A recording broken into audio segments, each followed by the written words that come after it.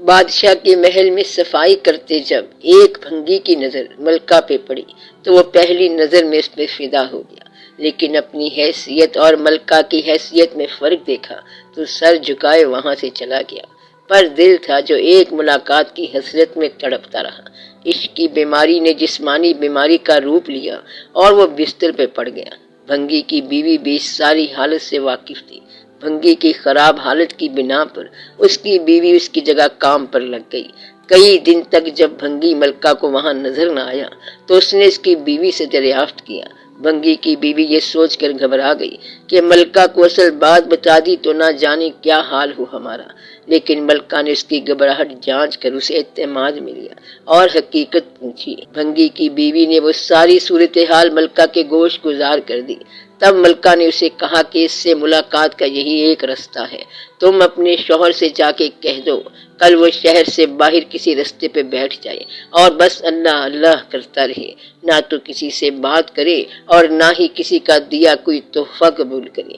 ایسا کرنے سے جب اس کے چرچے بادشاہ تک پہنچیں گے تو ملاقات کے رستے بھی کھل جائیں گے۔ ملکہ کا پیغام سنتے ہی بھنگی کی جان میں جان آئی اور وہ گداؤں کا بھیس بدل کر ایک رستے پہ جا کے بیٹھ گیا اور اللہ اللہ کا ورد شروع کر دیا۔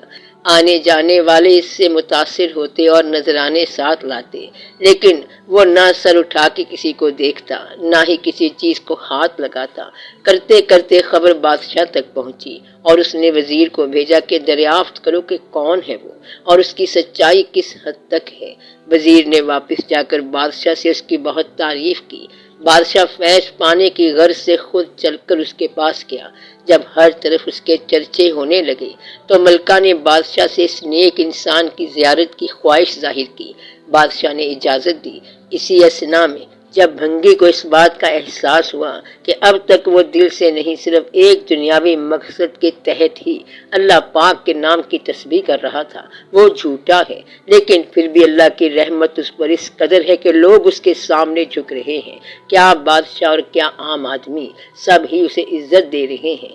یہ کرامات تو صرف زبان سے وہ پاک نام لینے کی ہیں، اگر سچے دل سے اس نام کی تسبیح کی جائے تو اور کتنی رحمتوں کا نزول اس پہ ہوگا۔ جب ملکہ اس کے پاس پہنچی تو اس نے سر اٹھا کے اس کی طرف نہ دیکھا اور وہ مطمئن ہوئی کہ کوئی آج اس کی وجہ سے اللہ کے قریب ہو گیا۔ وہ روتی ہوئی واپس اپنے محل چلی گئی۔ بے شک اس پاک ذات کا ذکر اپنے آپ میں ایک رحمت ہے۔